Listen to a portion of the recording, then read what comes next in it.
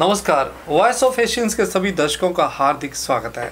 प्रिय दर्शकों, आज के एक कंपटीशन के युग में बहुत ही मुश्किल होता है अपने ही परिवार को देखना, अपने ही बिजनेस को देखना, अपनी ही पार्टी को देखना। ऐसे में बहुत मुश्किल होता है एक इंसान के लिए जो दूसरों की पुकार के लिए, उनकी मदद के लिए दौड़ा जाता है। लाखों में एक होता है ऐसा इंसान, और आज ऐसे ही एक इंसान हमारे साथ हमारे स्टूडियोज़ में मौजूद हैं, जो राजनीति में भी हैं, टॉप के बिजनेसमैन भी हैं, और समाज सेवाओं में तो इनका जवाब ही नहीं। आधी रात को भी ये उठकर दूसरों की मदद के लिए चले रहते हैं। मेरी मुराद है बहुत ही आदरणीय श्री दीपक गुप्ता जी, जो हमारे साथ है। स्वागत है दीपक जी।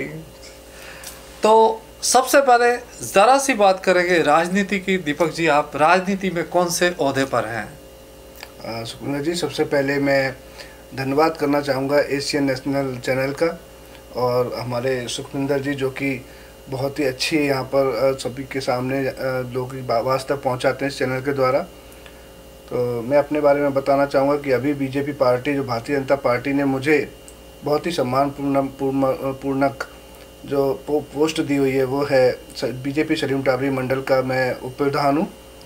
और पूरे मंडल में हमारे वहाँ पर 4 वार्ड आते हैं, जिनमें मैं अच्छे से वहाँ पर जाकर लोगों की जो भी प्रॉब्लम्स हैं, परेशानियाँ, वो सुनते हैं और उनको सॉल्व करने की कोशिश करते हैं। जी बिल्कुल। और बिजनेस में आप अभी क्या क्या कर रहे हैं? मेरे अपने सीरे के टैंकर हैं, ट्रांसपोर्ट है मेरी, एंड साथ में जो है हम वहाँ पर डिस्पोजल होलसेल का काम भी करते हैं जी, जिसकी हमारी सप्लाई पूरे पंजाब में है। और हमारे पास में ई रिक्शा की डिस्ट्रीब्यूटरशिप भी है जी, जो कि जितने भी अल्फा इंटरप्राइजेज के जो बैटरी रिक्शा चल रहे हैं शहर में, वो सभी हम लोग सप्लाई कर रहे हैं। बहुत बढ़िया।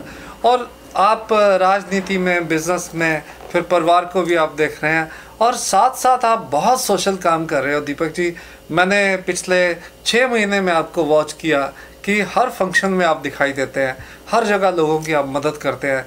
तो आज तक आप कितनी संस्थाओं के साथ टोटल जुड़े?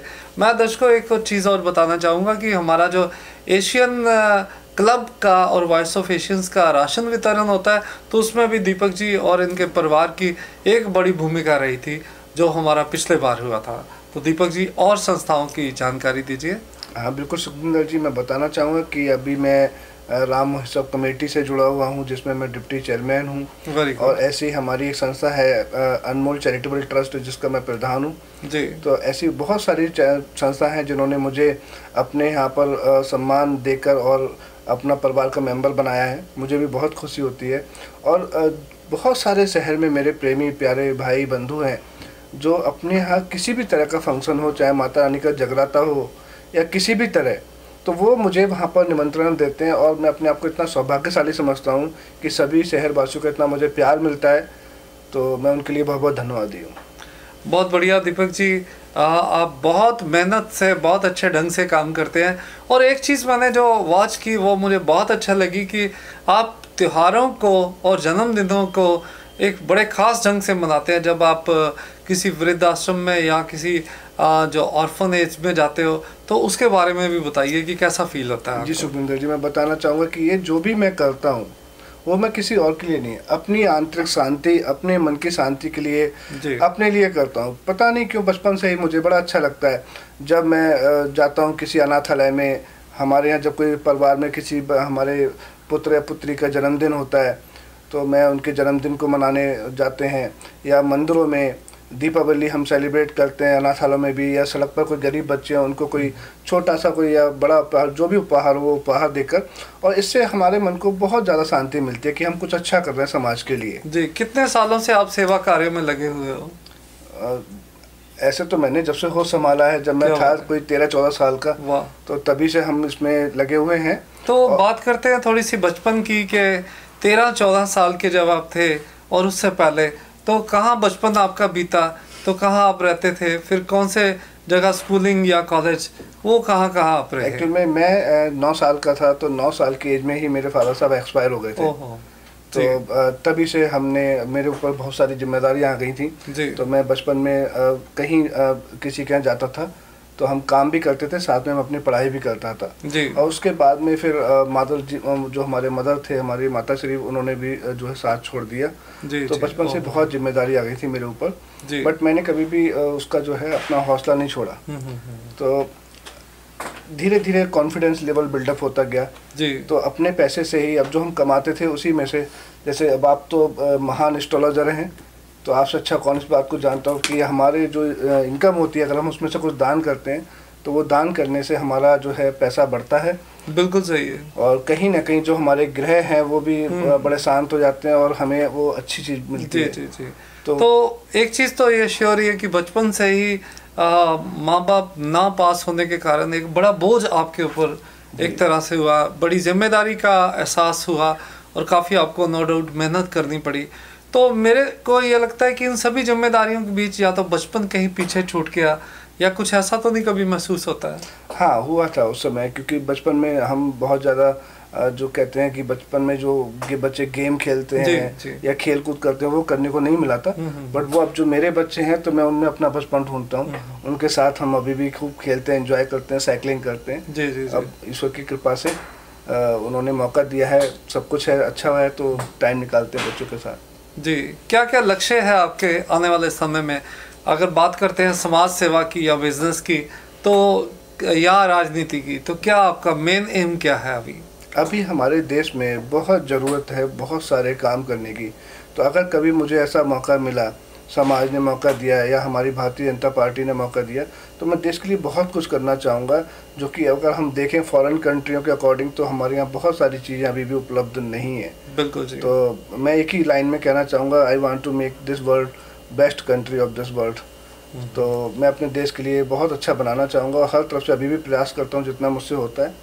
और जैसे आप बहुत समाज सेवा के कामों में रहते हो, बिजनेस में भी इन्वॉल्व होते हो, फिर आप राजनीति में भी होते हो, तो फिर घर परिवार, बच्चों का, वाइफ का, ये क्या क्या सपोर्ट रहता है, ये भी जानना चाहेंगे।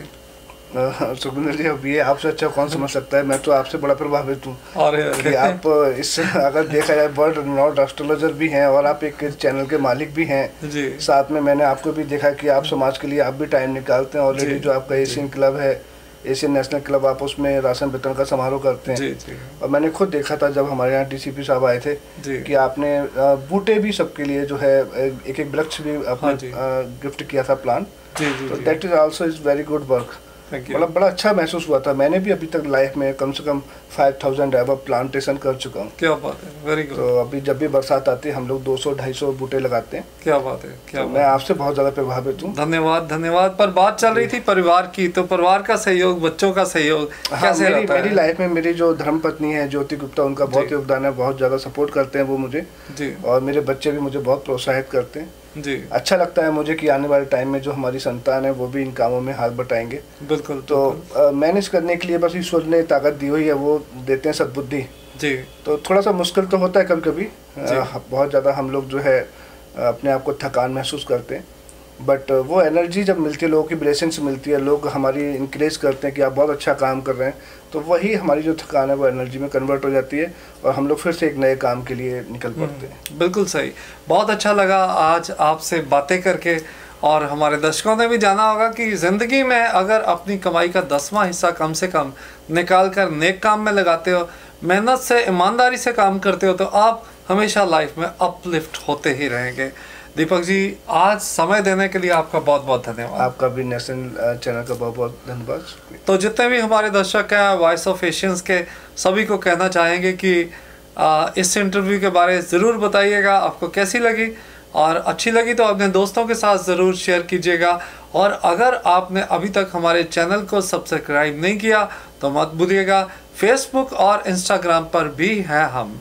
तो फिर मिलते हैं एक और इंटरव्यू के साथ, तब तक के लिए नमस्कार। मैं अपने सभी शहरवासियों को आज गोवर्धन की और विश्वकर्मा की पूजा की दिन की बहुत बहुत लाख लाख बधाई देना चाहता हूँ। थैंक यू, नमस्कार।